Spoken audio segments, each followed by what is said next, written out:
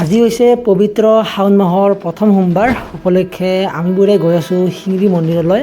মানে আপোনালোকে ভিডিঅ'টো চাই আছে এইটো তৃতীয় সোমবাৰত, কিন্তু আমি প্ৰথম সোমবাৰতে গৈছিলোঁ। যিহেতু ইমান বেছি দূৰ নহয় আমাৰ ইয়াৰ পৰা, তো সেইকাৰণে এই টমটমতে যাই আছোঁ।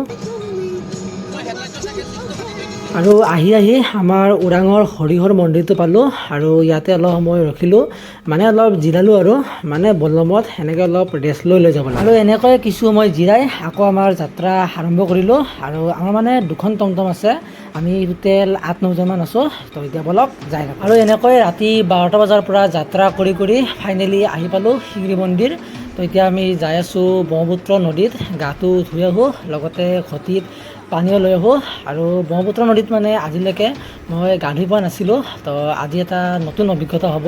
আৰু এইখিনিও ব্ৰহ্মপুত্ৰৰে পানী বাৰু, কিন্তু এইখিনিত মানে বোকা বহুত আছে, মানে এইখিনি পাৰ ভাঙি আহিছে। তো আমি যাম এই তাতে য'ত ডাইৰেক্ট নদীখন আছে, তো অলপ দূৰ যাব লাগিব। আৰু ফাইনেলি আহি পালোঁ ব্ৰহ্মপুত্ৰ নদী।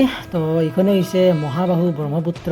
তো এতিয়া বঢ়িয়াকৈ গা পা ধুওঁ আৰু ড্ৰেছ পাতি চেঞ্জ কৰি পূজাটো কৰি আহোঁ। আৰু নদীত মানে দ পুৰা আছে, মই আঁঠুৰলৈকে পানীতহে গা ধুইছোঁ। আৰু আপোনালোকেও আহিলে ইমান দূৰত নাযাব, যিহেতু এতিয়া বাৰিষাৰ বতৰ, গৰাখহনীয়া থাকে। তো অলপ সাৱধানে একদম কাষতে ধুব, আৰু গাটো ভিজিবহে লাগে।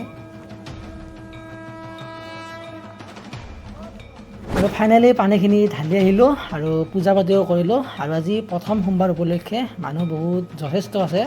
আৰু আমি যে গা ধুব গৈছিলোঁ নদীখন, তো সেইফালে আছে। আৰু এনেকৈ পূজা পাতি কৰি কেইখনমান ফটো উঠিলোঁ আৰু তাৰপিছত লাহেকৈ ঘৰমুৱা হ'লোঁ। তো আজিলৈ বাই বাই। আৰু নেক্সট সোমবাৰত ক'ত যাম সেইটো এতিয়ালৈকে ঠিক হোৱা নাই। মানে আপোনালোকে এইটো ভিডিঅ' চোৱা মানে আমি গ'লোগৈ এনে ক'ৰবাত বাৰু, যিকি নহওক নেক্সট ভিডিঅ'ত দেখা হ'ব এইটো।